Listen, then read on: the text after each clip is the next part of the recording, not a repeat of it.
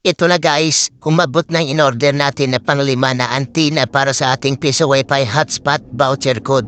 At winawakrap na natin at kinakanlat ang nakaputol. Share ko na rin at tips paano makakwarta sa sarili niyong mga Wi-Fi. Panoorin ang video hanggang sa mahuman. Watch, listen, and learn.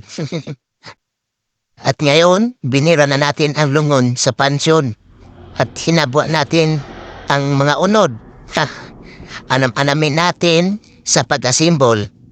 Ayan, kinuha na natin ang usa ka sumay sa ating antina at tinuyok-tuyok natin.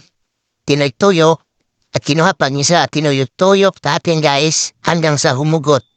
Ayun, kinuha natin ang tumoy sa ating power supply at ipaungot na natin sa POA adapter. Ayan. At kinuha natin, tuhon natin yung tumoy sa LAN cable nga nakaungot sa modem at ipapaungot natin dyan sa POA adapter. Ayan, ipaungot mo na boy. Ipaungot mo na, baliktad yan. Yan, ipaungot mo na. Yan, nakaungot na guys. At ngayon, kukunin natin yung wire. LAN cable outdoor. Para sa antena natin guys. Iyon, ang usapat po mo guys, ipaumot natin dyan sa POA adapter. Yan, umumot na. Ayun.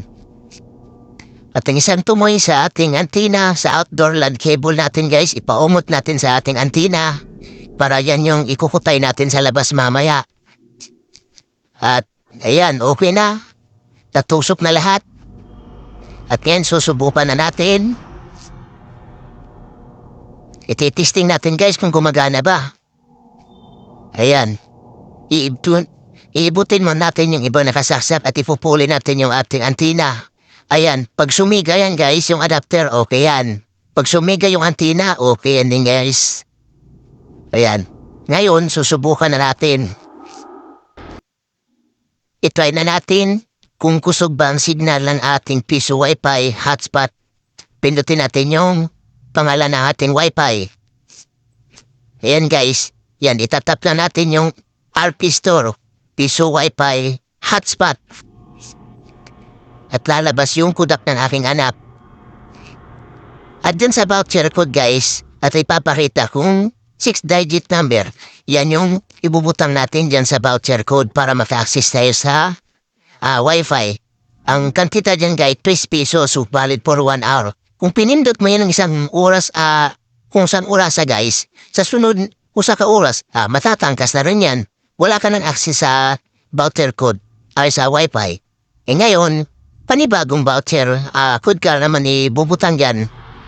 At yun, susubukan natin, pindutin natin YouTube. Uy, gumawas ang hearing. Lilinisin natin guys, para makita natin kung malakas ba. Pipindutin ulit natin yung YouTube. Yan, okay. Maayos naman guys. Okay naman yung signal ng ating Wi-Fi at bago nating antenna. Yan. Okay. Walang problema. Maganda, maayos. Kusog man natin signal guys.